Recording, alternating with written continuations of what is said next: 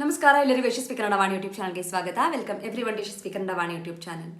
ಇವತ್ತು ನಾವೇನು ಮಾಡ್ತಿದ್ದೀವಿ, today we are going to do a lesson from 7th standard Siri Kannada text book. 7ನೇ ತರಗತಿಯ ಸಿರಿ ಕನ್ನಡ ಟೆಕ್ಸ್ಟ್ ಬುಕ್ಕಿಂದ ಒಂದು ಪಾಠವನ್ನು ಮಾಡ್ತಿದ್ದೀವಿ.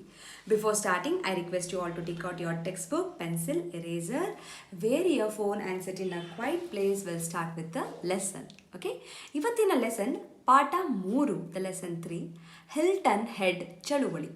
Hilton Head, CHALAVALI. CHALAVALI is a movement, okay, which happened in a Hilton Head.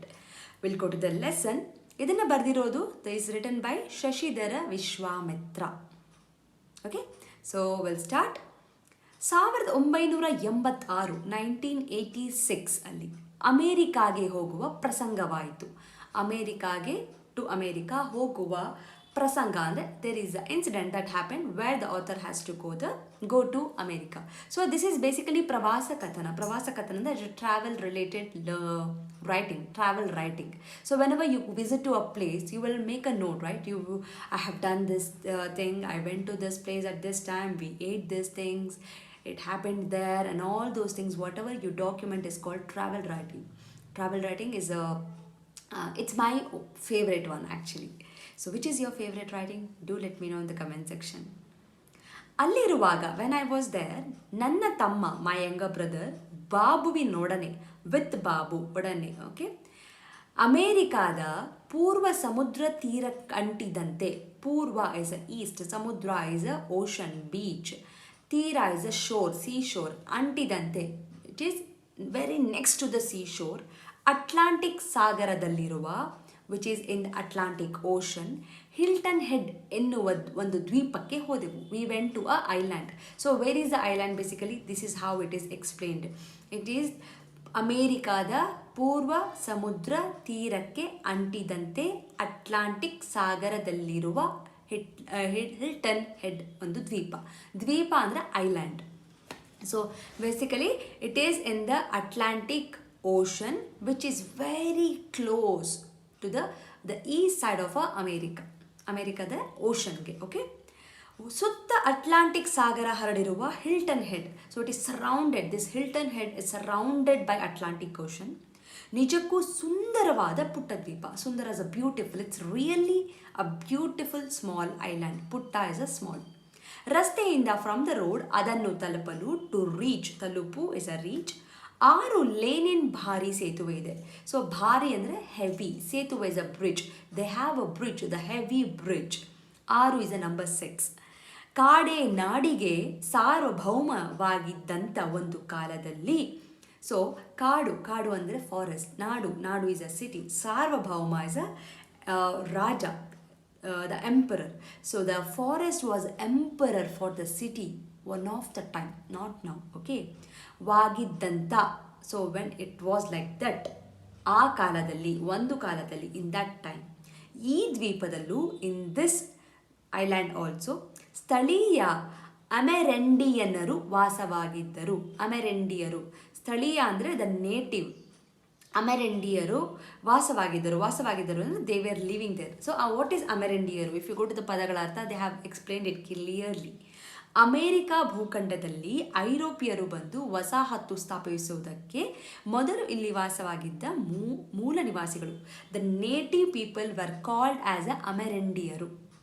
Okay, the one who were there here before the Europeans come to this place.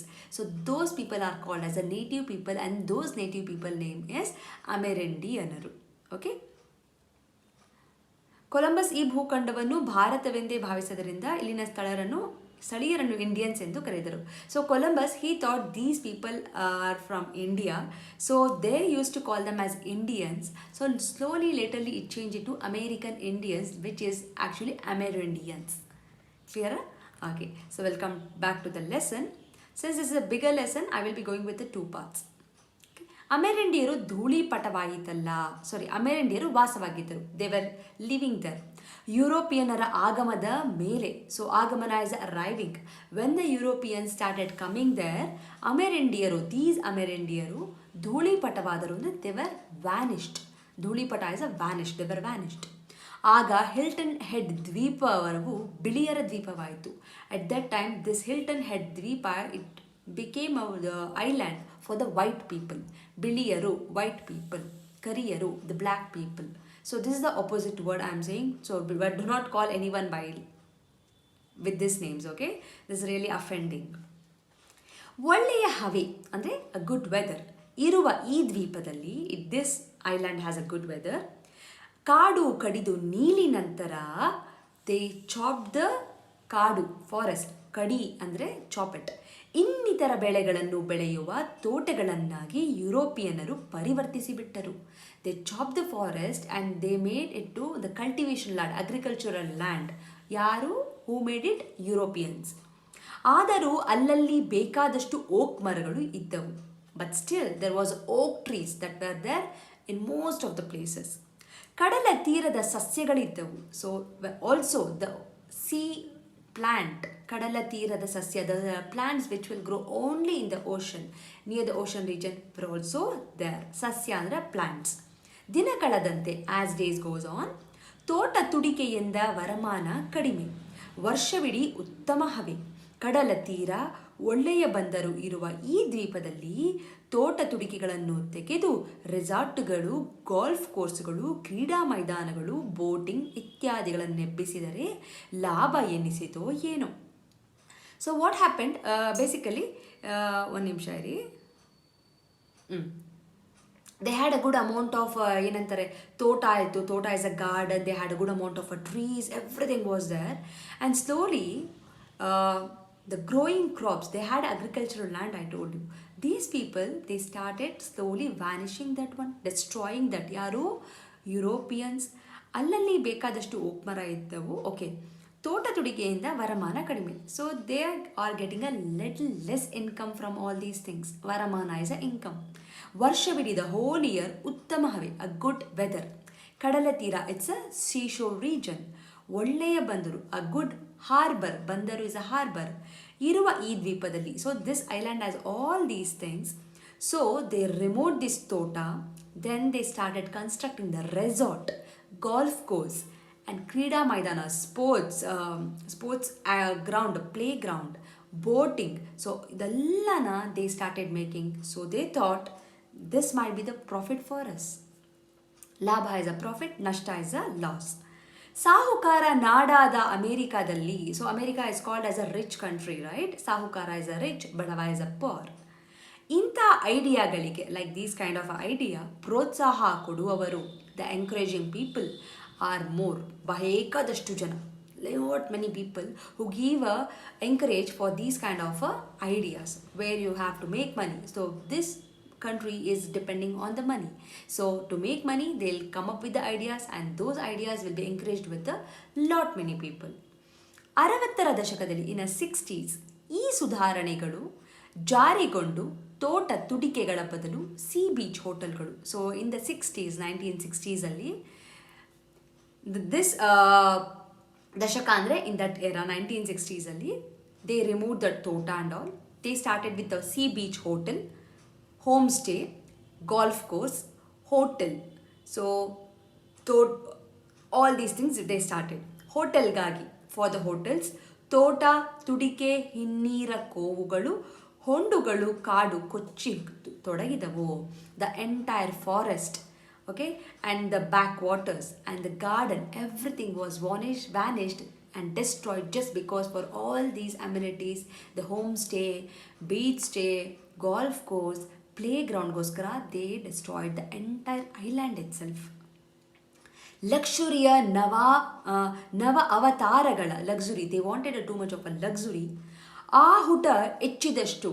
So ಆಹುಟ ಅಂದರೆ basically they wanted too much of a luxury, okay?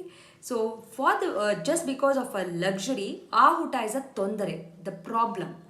So there exists a lot many problem because of this, okay? Eloito ahuta ichidashtu, because of a luxury they started working on a different things, and because of this too many problems arise.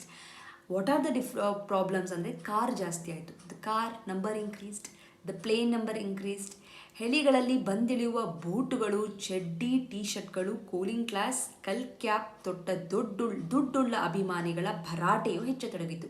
Basically tourist, they are describing the tourist, how the tourist will be, they will be wearing a boots, ಚಡ್ಡಿ shorts, T shirt, cooling glass, skull cap, they will be wearing a cap, and ದುಡ್ಡುಳ್ಳ ಅಭಿಮಾನಿ, ದುಡ್ಡುಳ್ಳ ಅಂದರೆ the one who has a money, ಅಭಿಮಾನಿ is a fan.